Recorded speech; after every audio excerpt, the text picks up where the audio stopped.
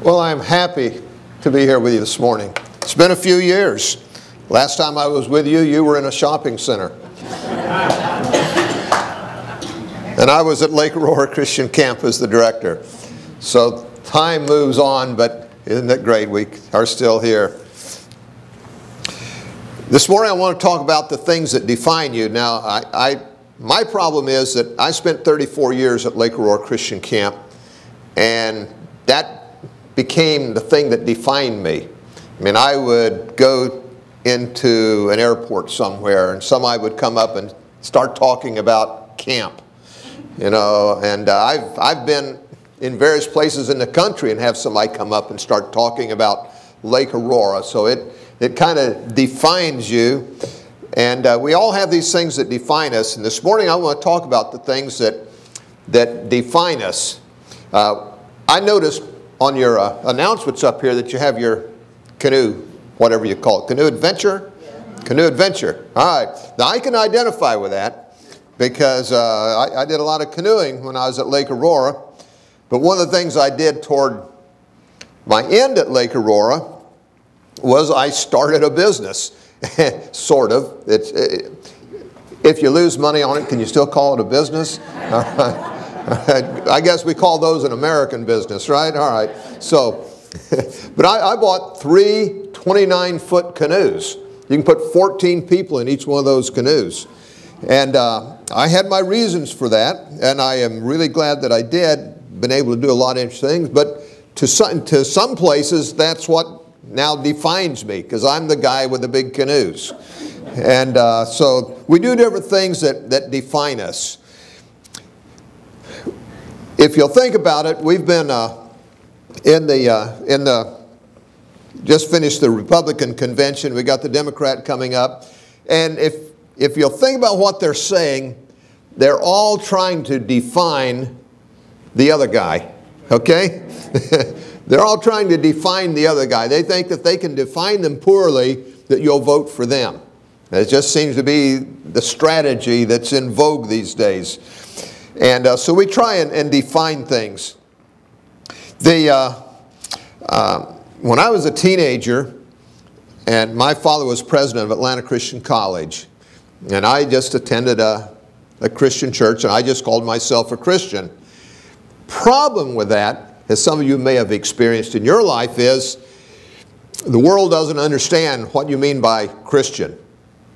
And so I would go with my friends and to play volleyball at the Baptist church, and where my girlfriend at that time attended, and they would all ask me, what am I? And I would say, well, I'm a Christian. They said, well, yeah, we're all Christians, but what kind of Christian are you? And I'd just say, well, I'm just a Christian, you know. People want you to define yourselves. When I was a teenager and on to my early year in college, I was attending a church. It was a new church, so you can identify with this. You're a new church. And this church was meeting in a community center on Mount Olive Road in East Point, Georgia. And so they just called themselves the Church at Mount Olive. That's all they called themselves, the Church at Mount Olive. Eventually, we bought a piece of property on Mount Olive Road in this little area called Mount Olive. And so we went to the city to get the variance that you had to have the church in that community. And the city said, well, what's the name of your church? And we just said, it's the Church at Mount Olive. And they said, you have to be some kind of church at Mount Olive. You have to define yourself. So we became the Christian church at Mount Olive, because the world insists that we define ourselves. In recent years, I've begun to develop an interest in helping people with disabilities. And pretty well focused most of my life in that particular area now. But one of the things I had to learn was a new language, because I wasn't using appropriate language. You see, I would call a person a handicapped person, or a disabled person, or a blind person, only to realize that what I was doing was defining them by their weakness instead of by them as a person. And so they've developed this whole language called people first language, where it's not a disabled person, it's a person, is what they're defined as, who has disabilities. And so I've had to readjust. Now you may simply call that semantics, and maybe it is, and most people are not particularly sensitive to it, but the thing is, when you start reading Scripture, you realize that most of the time Jesus defined people first as a person, and then by whatever their issue was. And it could be wealthy, a man who is wealthy, a man who is poor, but we have this thing that we try and define people. And so that's this kind of the setting that I want to begin with today, where we find that John the Baptist, and think about that, have we not defined him? John the Baptist, okay? His name was John, all right? But he's John the Baptist. And where John was wanting to know who Jesus was. He wasn't getting a clear picture of who Jesus was. And so here's the incident. It begins in Matthew chapter 11, starting with verse 2, and I'll read through verse 6. And John was in prison at this time, okay? When John heard in prison what Christ was doing, he sent his disciples to ask him, "Are you the one who was to come, or should we expect someone else?" Jesus replied, "Go back and report to John what you hear and see. The blind receive their sight, the lame walk, those who have leprosy are cured, the deaf hear, the dead are raised, and the good news is preached to the poor. Blessed is the man who does not fall away on account of me."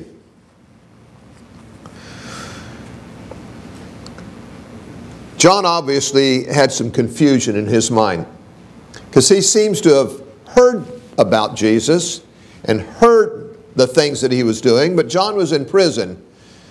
But John's view of Jesus, remember, when John encountered Jesus, behold, the Lamb of God. He's the one that takes away the sins of the world. He is the Messiah. And the concept of a Messiah was very different than someone who was just out working with the poor people. The Messiah was supposed to work with the kings and in high places and do great and lofty things, and that wasn't happening. So John was confused, and quite honestly, I think the world is pretty confused about the church today. Okay, and we want to talk about the church. This isn't about John the Baptist and Jesus. These are the lessons that we want to bring down 2,000 years to today. And think about things. I mean, the world is fairly confused about the church. For instance, we're a Christian nation. Probably have heard that. Maybe you've said that. Maybe you believe that. Maybe you talk about that. But to the world, let's think about that. What does the world see when we identify ourselves as a Christian nation? Do they see us? Do they see us in the pre-Civil War days when we enslaved people? A Christian nation enslaving people. Do they see us when we were fighting each other, killing more people than any other war that we had fought? Did they see us when we were building railroads from one side of the continent to the other, but sacrificing many people's lives in the process? Did they see us when we were slaughtering animals at random? I mean, think about Florida. The boats would come down, the people in their fine clothes, nice dresses, long coats, would just sit on the boats and shoot anything that moved along the edge. Bird, gator, didn't matter what it was. If it was there, it was to be shot. It was worthless. At what point was the world able to look at us and say, that is a Christian nation? Okay, now I'm not trying to put America down, because I happen to be an American. I'm very strong about that. But from the very beginning, we were taking land away from somebody else. I do happen to have American Indian heritage. But from the very beginning, so it's no wonder that the world gets confused about Christians, because we're looking at things that aren't Christian and we're trying to define Christian. We do the same thing when we look at other cultures. We have those things that we define them by. Just as in the presidential election, we all look for the flaws and we tend to define each other by our flaws. And so the world is confused about the church. What is the church? Okay, what is the church really? Is it a political committee? Is it just a social club? The world's got to understand. So therefore, there's also expectations, because the world has expectations. For instance, when 9/11 happened, a lot of people said, how can a God let that happen? See, they had expectations. They had expectations that if this was a Christian nation, God would not allow things like that to happen. And so therefore, there must be something wrong. Because now, it's true the expectations were wrong, but nevertheless, the world does have expectations. And so as Christians, when we walk about, we've got to understand the world has expectations. And for the church, the world has expectations. Now let's also understand that God has expectations. And the expectations that God has of us are not necessarily the expectations that the world has of us. But nevertheless, it is important that the church be the church. Because if we aren't the church doing what God called us out to do, then He has no witness in this world. Because we are His witness. I would guess if most of us, just in our normal conversation, define the church as properties, and most of the world does that, defines the church as properties, not people. Yet we all know that the church is really people. That's who God, and properties are only that, properties. But the world has its expectations. We sometimes play into their hands. Well, also the world is asking. And that was happening here. John was asking, are you the one? He had his confusion. He had his expectations. He's asking Jesus, well, are you the one, or should we look for somebody else? And I'm pretty sure a lot of people in this world looking at the church and saying, oh, wait a minute. Are you the church, or should we be looking for somebody else? Or aren't you the church? Think about it. Okay, we're right here in this room. And we would probably like to define ourselves. Unfortunately, we are defined in a much bigger group. We're defined every time a priest molests a young man, we're defined by that. Okay, just in our county, just this past week, principal of a high school, okay, who was a very outspoken Christian, led a Christian singing group that performed in places where I've been, and we've invited them to perform before, just was arrested for sexual improprieties, and they had the videotapes of it. I mean, the world is asking, well, who are the Christians? And we get lumped into all of these things. And these are problems for us. So let's think about what we can do. The first thing is that we need to come back to Jesus' answer. And that was Jesus' answer. Well, are you the one, or should we ask for another? And so Jesus says, well, go back and tell him what you hear and what you see. Now, in all fairness, the world is going to judge us by what they hear and what they see. This is pretty important, that we understand that we're being judged by that. In fact, God judges us by that too. What we hear, what He hears, and what He sees. And so, this is something we have to be concerned about. What is the church doing? What is the church doing? Now, I remember this church, I remember something very significantly about this church of any other church that I've ever been to in the state of Florida. You guys put shoes on poor people's feet. Okay, I remember that. I remember that. I was impressed by that. In fact, when Andy asked me to come and speak, I said, do you still put shoes on poor people's feet? And what do you think he told me? That you do. Of course you do. I think that's the church I want to go to. That's the church I wanted to be fine with. A church that's putting shoes on poor people's feet. That's building homes for people that can't build their own homes. You know, there's things that define us. Now I know when I went to college and Bible college, It was in a time in the 50s when the really important thing was whether you had your doctrine exactly lined up right. And if you moved over here into this area where you were talking about social issues, feeding the poor and these other things, it was almost like you had moved and you had become liberal because you were out here working on these things. And then as I progressed through life, I began to read the scriptures. And I realized what I call the Matthew 25 factor. If you go back and read the 25th chapter of Matthew, you have that dynamic judgment scene where God separates the sheep from the goats and allows one of them to come into heaven and the other one not. It was all based on what they had done.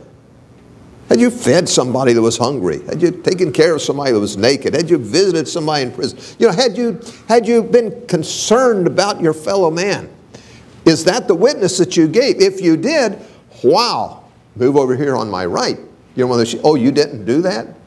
You didn't think that was important, but you did come to church every Sunday, and you did partake of the Lord's Supper every Sunday, and you did be baptized the right way?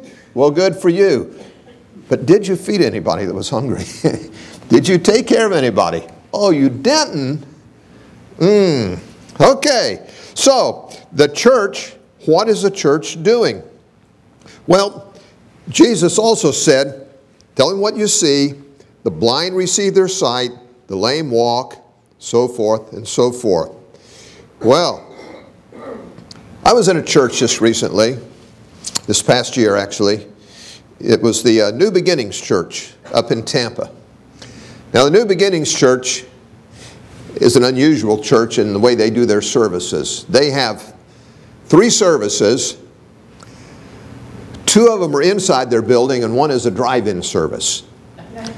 Okay, now, I got to tell you, it's really difficult to speak at a drive-in service. Okay, you're saying, they have this. Oh, they got cute with this. They have this ship up there that a guy who designs things at Disney designed for them. So they have this boat up there, and you're standing on the front of it, and it's called the Discipleship. Okay, so anyway, so you're standing on the Discipleship talking to a bunch of cars out there. Now, if they like what you're saying, they'll blink their lights or they'll toot their horn. Okay, they've got their radios turned on. They're listening to the sermon. Well, now, I wasn't preaching. I was there talking about a project that's going on at Lake Aurora. I do continue to help Lake Aurora, as long as it's in the areas of helping people with disabilities. And I'll tell you that Lake Aurora has made great strides in that area. And so we're there. We're trying to get another building built at Lake Aurora so that we have a place for these people with disabilities to be able to meet. We don't have a place for that. And so I was there talking about this. And so at the drive-in service, well, I spoke at the first service, then I went to the drive-in, then I went to the main service. So I'm at the drive-in service, and the lady before me, beautiful voice, she sings, beep, beep, beep, beep, beep, beep, beep, beep, you know, she gets the honks. I get up and I give my little spiel about building the James and John cabin up at Lake Aurora, and nothing, no headlights, no beeps, you know. I go back and sit down, you know, and that's over for me. Actually, you go back and you go back into the hull of the ship, you know, and you're down and looking. So anyway, so it's all over. So I'm thinking, okay, well, that was a wasted time. And then they have coffee and donuts, the obligatory coffee and donuts, I might add. Everybody has to have coffee. That defines us right there, okay, if we have coffee and donuts. So I go in, and they got the coffee and donuts in their gymnasium. And I see a family sitting over there, all dressed up. I mean, suits and ties. And I'm looking at them and realized they'd been to the drive-in service. Now I figured, you know, okay, I'm prejudiced, I know that. I assumed everybody's out there in their nightgowns, okay, in their pajamas in those cars out there at that drive-in service. Here these people were dressed up better than I was dressed up. And they'd been sitting in their car at the drive-in service. So I went over and started talking to them. Lo and behold, what they had, one young man was a young man who had autism. And they would, every Sunday, they would pick him up from the group home. He was their son, and bring him to church. You see, a regular service like this was not appropriate for him. He couldn't manage it.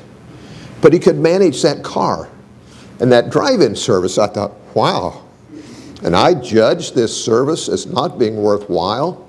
Why would anybody do this? And here's this family. I'm thinking, wow.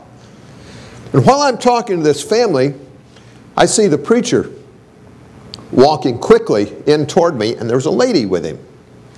And they walk up to me and said, Bill, they introduced me to her, and I don't remember what her name was, but she was a school teacher in Pasco County, and she wants to talk to you. Well, in the process of giving my little talk at that drive-in service, and it turns out she was at the drive-in service, at my little talk at the drive-in service, I mentioned that one of the programs that we're doing at Lake Aurora for people with disabilities takes some really people with severe disabilities. I mean, they are totally unable to care for themselves. And after the first one of these was held, I went and met with the director of the program because I thought, boy, this is a program I want to help. And so I went to Palm Bay, met with them, found out what their needs were. One of the things they listed as their needs were Hoyer lifts. Now, I got to be honest with you. When they said Hoyer lift, I didn't know what they were talking about. I said, what's a Hoyer lift? And so they described it to me. I said, well, how do you spell that? And so I wrote it down as to spell it. You know, I said, okay, I'm going to get some of those for you.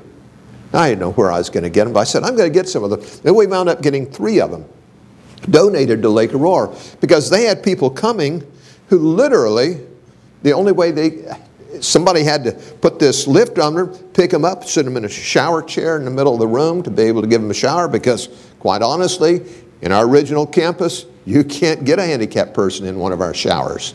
Okay, we don't have a single handicapped bathroom on that entire campus, okay, that anybody can get to. So the new campus is different. The original campus, no, it doesn't exist. And so, you know, they're doing all these things and with these Hoyer lifts. And so I just mentioned that in my little talk out there. So here comes this lady, and what's she so excited about? She says, I never in my life dreamed I would ever hear the word Hoyer lift mentioned in a church. Now think about that as an indictment, would you? That the church is a place anybody would expect to hear someone talking about Hoyer lifts, helping people who are totally dependent upon somebody else to take care of their needs. Now that is wrong, of course, but you know, if we want to be defined, then we define ourselves by what we're doing and who we're helping. Just recently, we finished our 2nd year of Camps for the Blind at Lake Aurora. And the first year they did it, Wendy and I volunteered. And one of the things that we did was they wanted to go tubing. Now, think about this, blind on tubing. All right, so they wanted to go tubing. Now, I'll say this about blind people, okay, and I mean this very honestly. And they told me the same thing this year in debriefing. They have a sense of humor. It was really fun working with them. All right, so we're working with the blind people. Wendy's driving the boat. But you'll think about it. How's a blind person? Okay, get on the tube. Where's the tube? You know? Okay, you got to get them in the water, get them on the tube. Then I have to swim and get in the boat, okay? Then you pull them around the lake. You tell them to put their thumbs up if they want to go faster, thumbs down if they want to go slower, you know, if they want to stop. And they're all going like this, you know, but we're saying, no, we're not going more than 15 miles an hour. And they're going like this, but we're not going any faster. And I remember this one guy had his head down like this, and I told Wendy, I said, look, he's so afraid he doesn't even look, see where he's going. Now, wait a minute, he can't see where he's going. He was back again this year going tubing, okay? So, but you bring him back in, okay, now, just let go and go to shore, yeah, okay. Can't do that. You have to stop, get out, swim to the tube, swim the tube to shore, help them off, okay? But it's an exciting group to work with. It's a very exciting group to work with. So you think about it, so what begins to define the church, okay? It's who you're helping.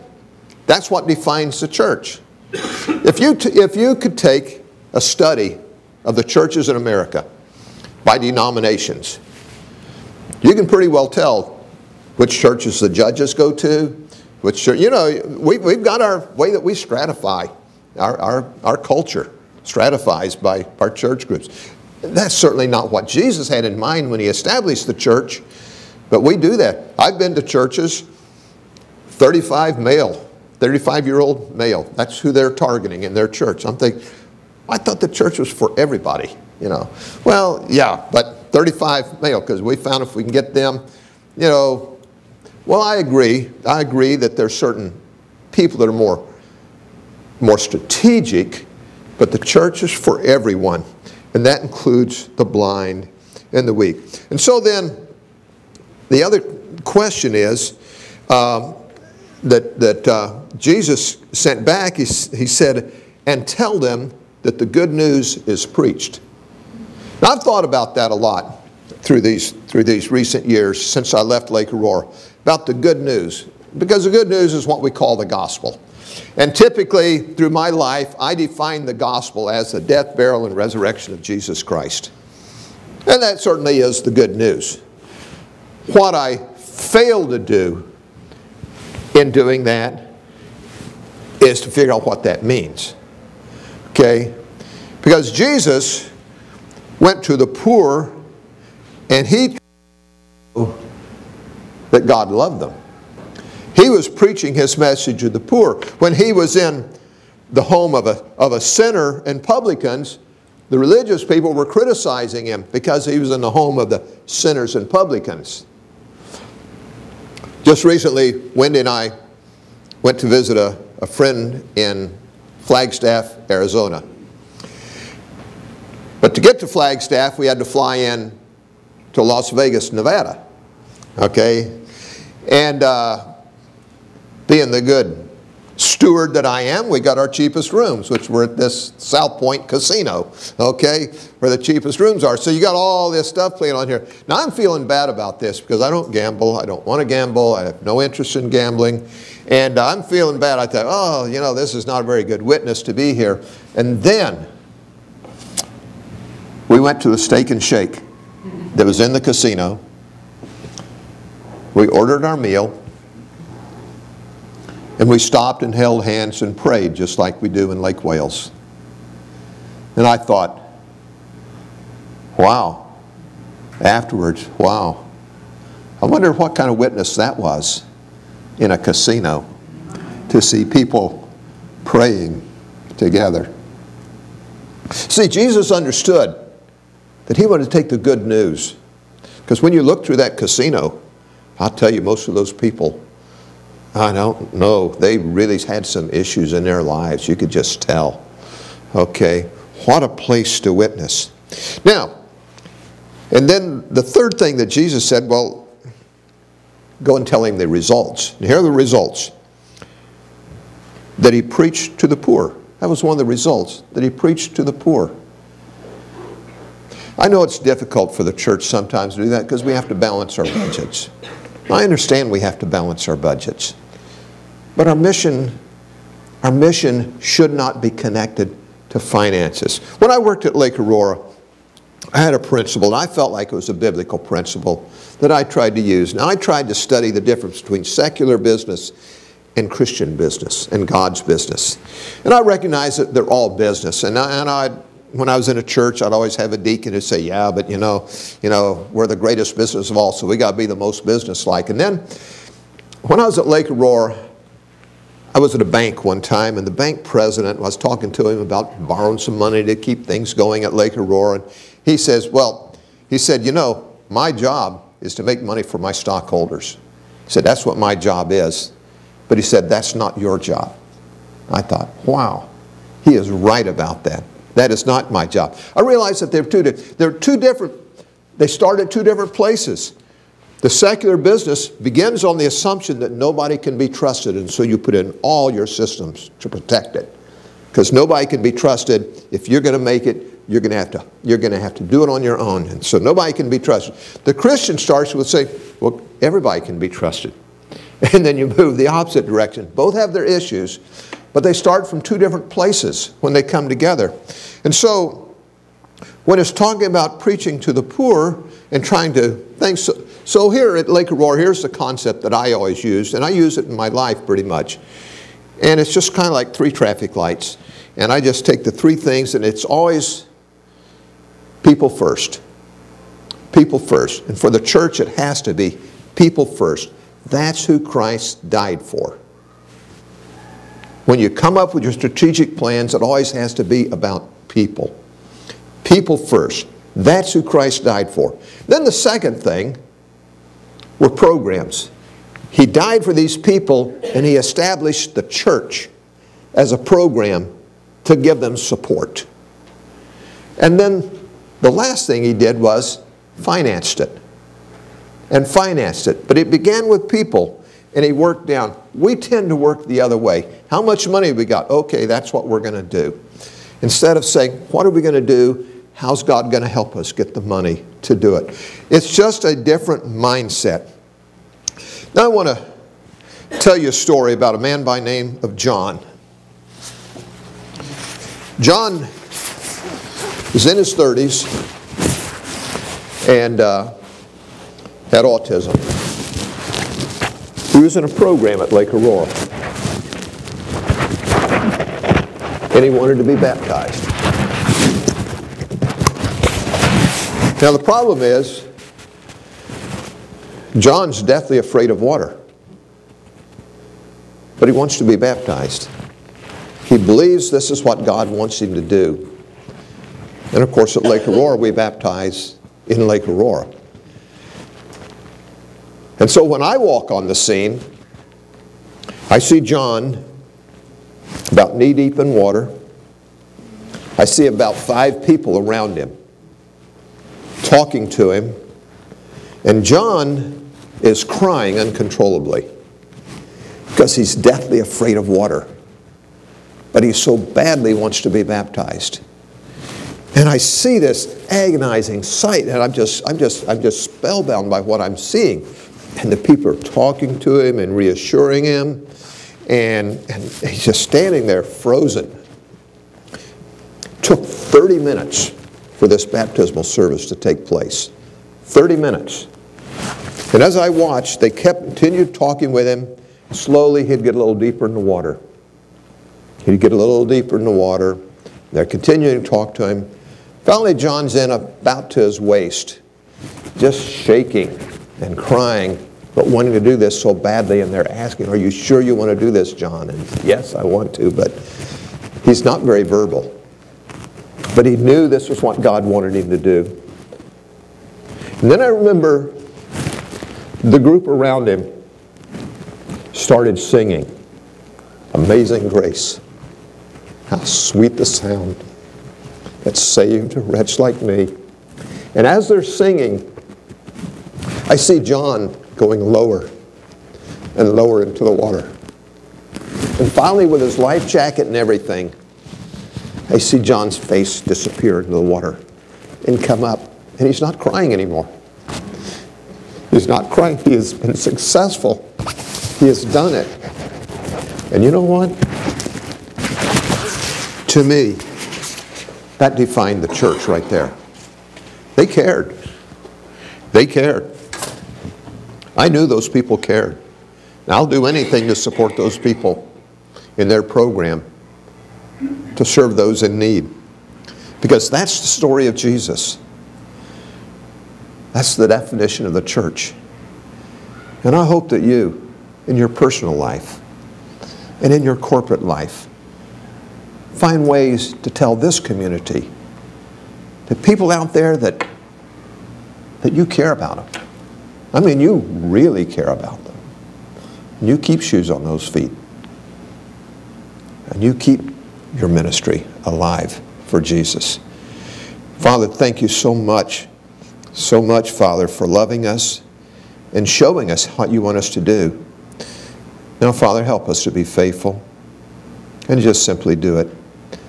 And we ask this in Jesus' name. Amen.